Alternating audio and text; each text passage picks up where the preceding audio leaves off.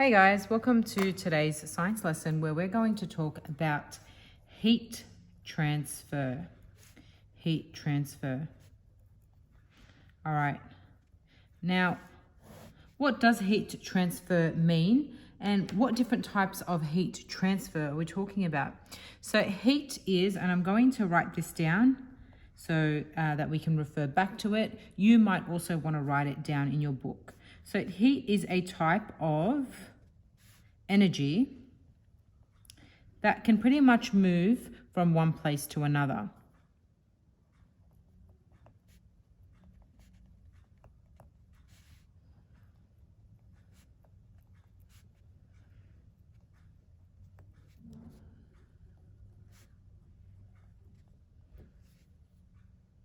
And heat will usually move from a place that is hot to a place that is cool.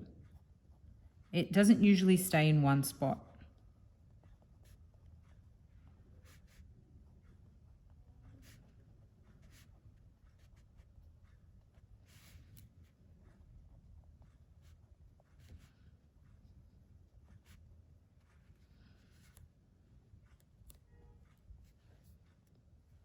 And when we're talking about heat transfer, we are referring to heat that can move in three ways. So the first type of heat transfer we're going to talk about is called conduction. The second is convection. And finally, the third is radiation. Radiation. So we're going to talk about each of these different types of heat transfers, and we are also going to do an experiment on each of them. Okay, so the first type of heat energy I want to talk about is conduction.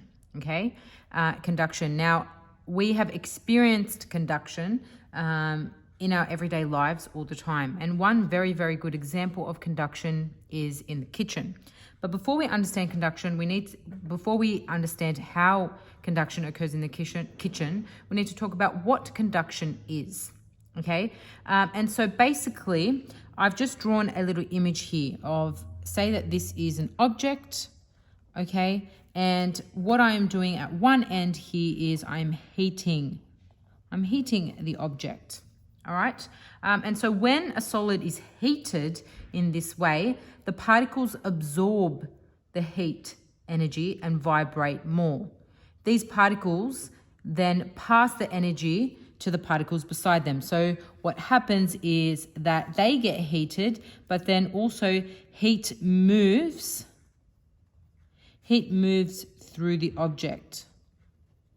Heat moves through the object. Okay, and this is because of conduction. And you might notice this when doing an experiment in the science lab, especially when you're using the Bunsen burner, say with a tripod and gauze mat, you'll notice that the top of the tripod is very hot, even though it is not in direct contact with the heating source or the Bunsen burner, because it is made of metal, and metal is a very good conductor. Heat has actually passed through that tripod and up through the tripod and the gauze mat, okay? And so this is why it is hot, and usually as a safety precaution, we need to make sure that we wait until the tripod and the gauze mat cools down before we start packing everything up. So why don't we write a little bit of a blurb here about what conduction is. So when a solid, and you're going to be doing the same, is heated, the particles absorb the heat energy and vibrate more.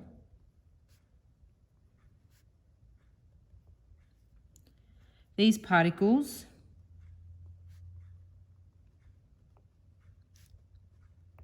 then pass on the energy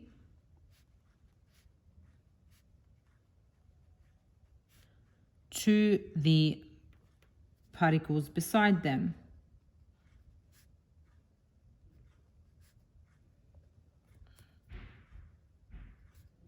You might want to also write this in your notes so that you don't forget what conduction is.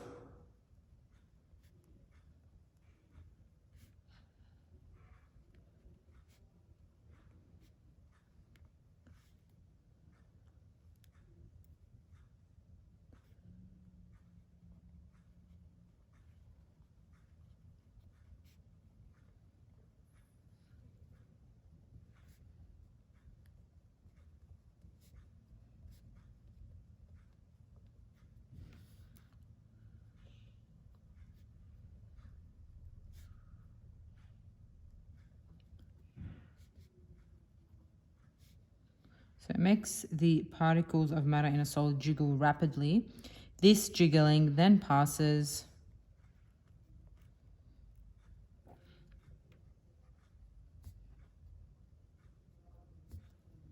along the substance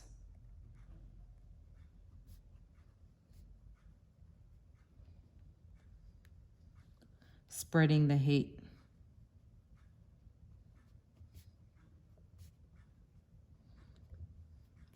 An example of conduction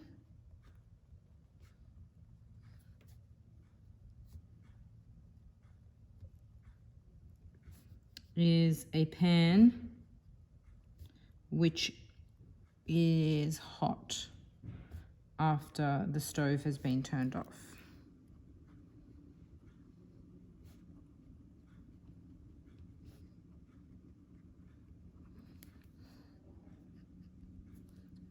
Okay, so keeping in mind that there are some materials that also are conductors of heat. So what this means is that they actually allow for heat to pass through them.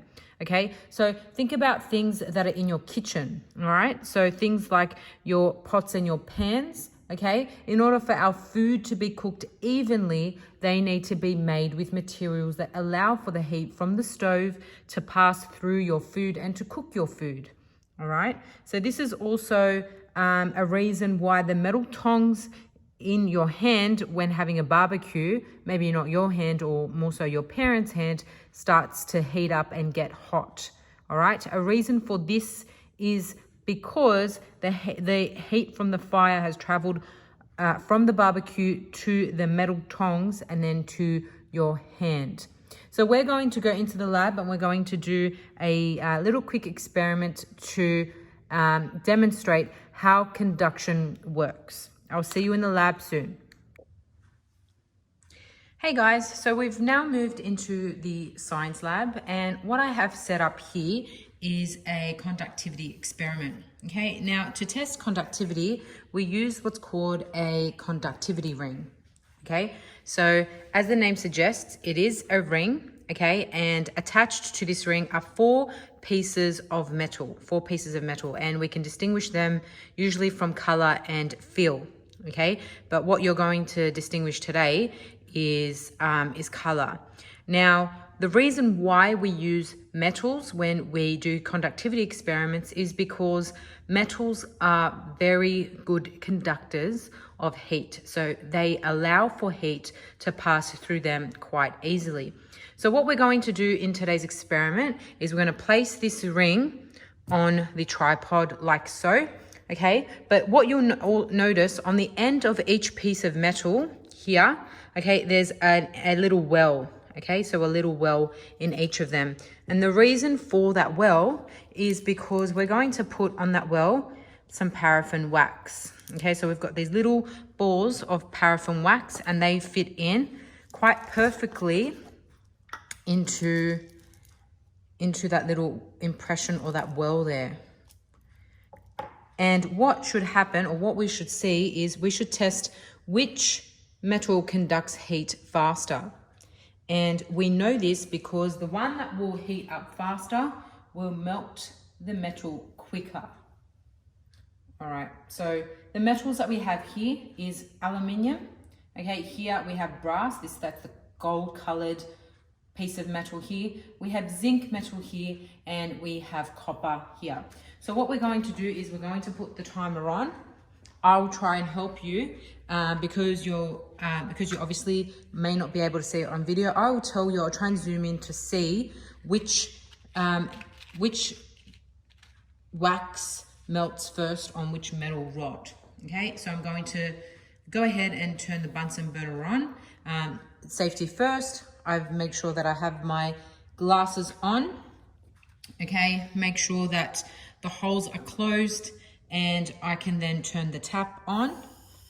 All right, light the match, starting from the collar, working your way up the barrel.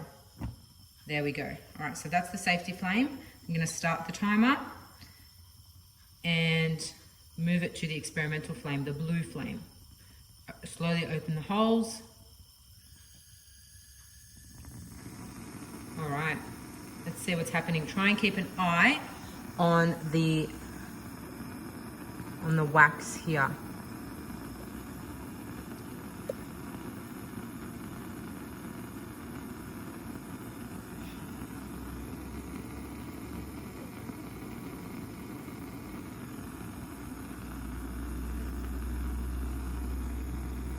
Okay, we see that one melt first. Can you see it melt? I'll try and get a bit closer for you. So that one's melting. The one on the copper end is melting. Okay, up next we have, looks like aluminium's going. So that was just under a minute, 58 seconds we're recording that the copper is melting. We now have aluminium closely behind that. So aluminium's now completely melted at 107, 1 minute, 7 seconds. All right, brass here, can you see that? I'll try and zoom it in. I'll try and zoom in for you. Okay, that's completely, or not completely. It's almost going, and that's at 1 minute, 31 seconds. All right. And then the only one not to go is zinc. We're waiting for that to heat up. It's interesting when you do this experiment because you can actually compare different metals and how well they are at conducting heat. All right, so zinc's still going. You can see that it has discolored quite a bit.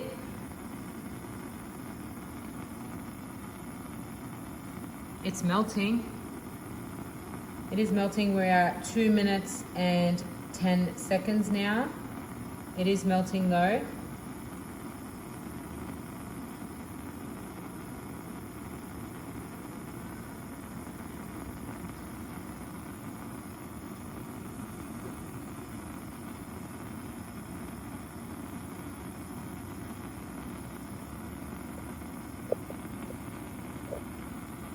All right. It looks like it's nearly completely melted at